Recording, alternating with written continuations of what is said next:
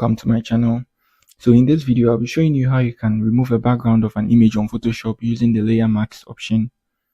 So you can see here I've selected my image and I've chosen the select object. So you can see here, so now I come here to press this side, which is the layer mask, and then yes. So the layer mask will help you hide a part of your image, the background, and then yeah, you are good to go. So I'm going to do another tutorial for you to see this. So I just select the object like that.